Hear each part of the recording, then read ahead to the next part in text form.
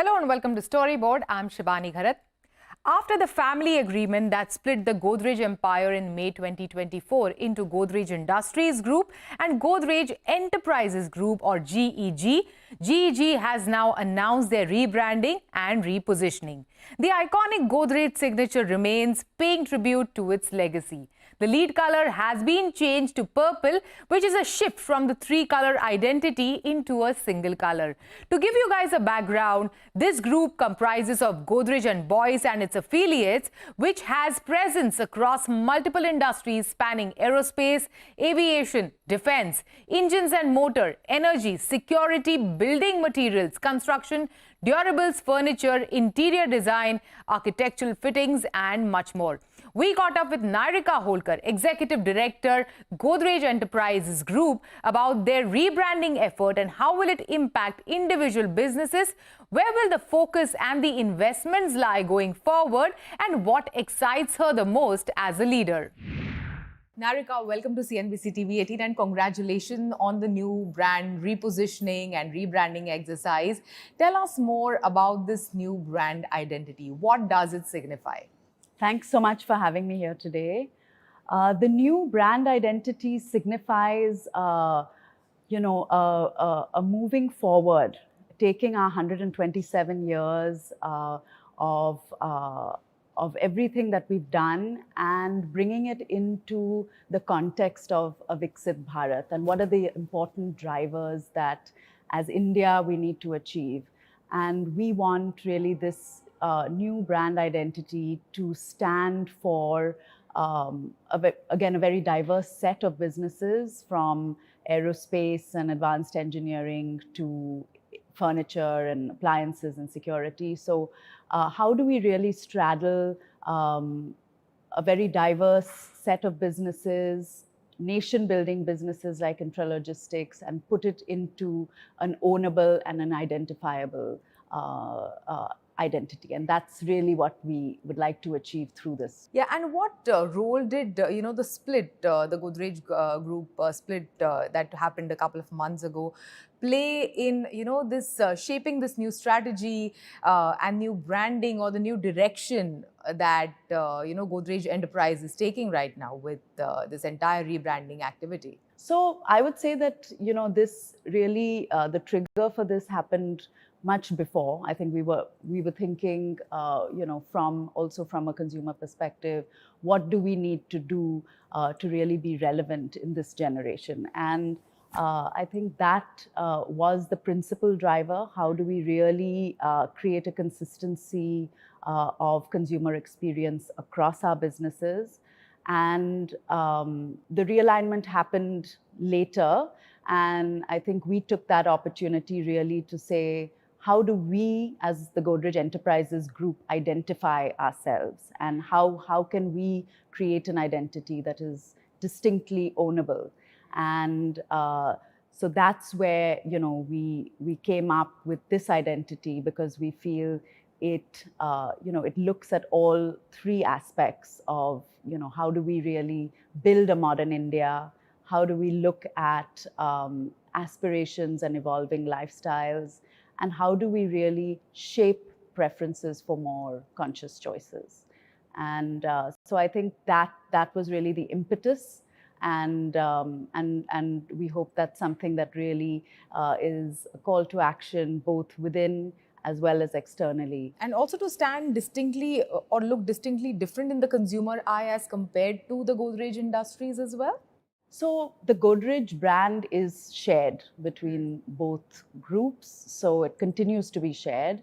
But yes, we did agree that both sides have the ability to rebrand, so we did leave some flexibility with the idea that we are all committed to ensuring that the brand really takes prominence and that we are able to grow and build on it. And yes, it will be distinctive. We're not changing the logo. We're not changing, so it still remains Godrej, the Godrej cursive logo. But yeah, yes, we've changed the color. We've changed, the visual way in which we depict our businesses, as well as the tone of voice. And we've also come up with a bespoke font. So So all of these together, we hope will create a distinct identity, but building on what we have already and not discarding that. Yeah, but as from a consumer perspective, like me being a consumer, I have Godrej in my house, in my life, in many small ways. Locks is something that you mentioned. There would be like a Godrej construction coming next door. You know, I would have purchased some interior design product from, from Godrej Interior. How do I distinguish per se between a Godrej Industries and a Godrej Enterprise, or do you want to have that distinction at all? I think from the perspective of the businesses, they've always operated independently, and I don't think there needs to be a distinction as such.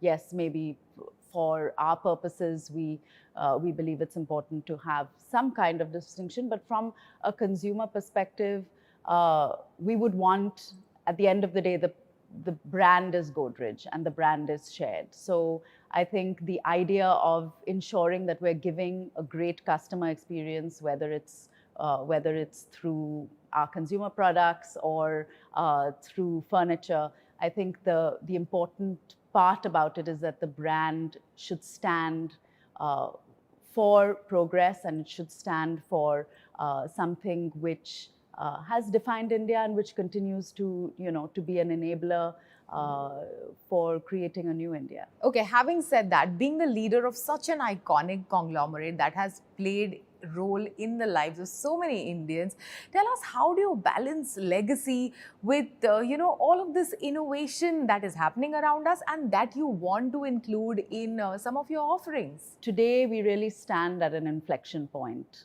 as a company and as India, and it's something that we take great pride in, that we need to contribute to it. And I think that that driver is what really that we need to be relevant today. And I think it's very important to be relevant. And to be relevant, we need to know our customers well. We need to understand evolving trends. We need to understand evolving ways of buying, and also what people appreciate and what are their pain points. And I think that's the only way we can really be relevant. And so a strong focus is on that, and on really, today experience is everything. Yeah, so how do we really create a distinctive experience, a Godrej experience that keeps people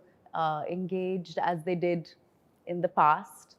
We don't want to be a brand of the past. We do want to build for the future. And building for the future, but what are some of the initiatives that you are excited about going forward?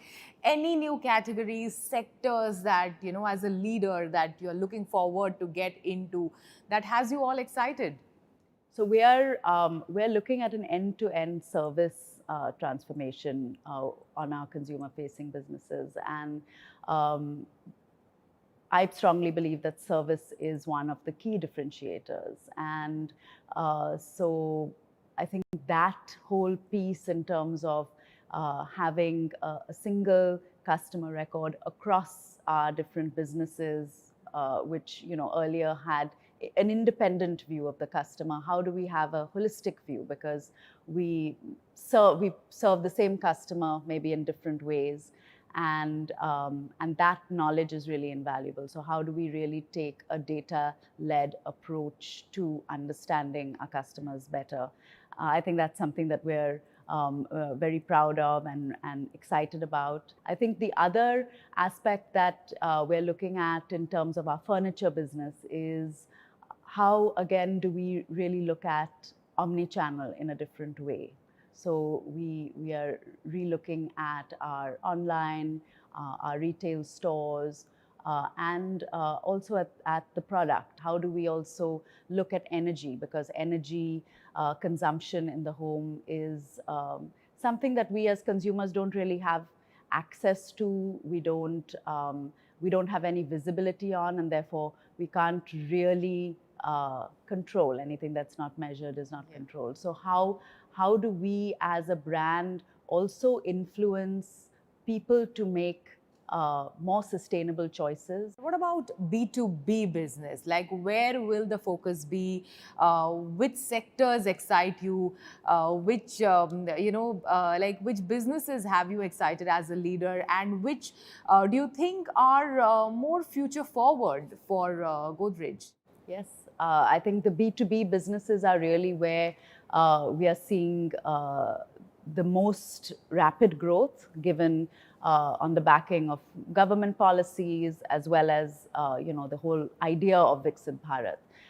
And I think the aerospace and space exploration is something fascinating, something where, as a country, we've made incredible progress, and where we are really, again, creating a paradigm. So we've played, we've been on all of India's space missions since inception, and we take great pride in the partnerships that we've built. We also believe that it's ripe to also be able to partner with startups, with tech-led companies that are redefining the space. How do we also look at advanced engineering, whether it's for green energy, whether it's for across the board in terms of process industries? How do we really build for India and build differently for India? So those are, and another big space that we're very, very focused on is intralogistics. How do we really build Class A warehouses? How do we make our warehouses smarter? How do we also make them more efficient? Awesome. Thank you so much. Thanks for joining us. What a lovely answer. Thank you for having me. It is time for a short break. On the other side, after almost a decade, I caught up with Micromax's Rahul Sharma and asked him about their plans for the India market, making an entry into the connected TV business in the country, and will we get to use a Micromax smartphone again? Let's find out.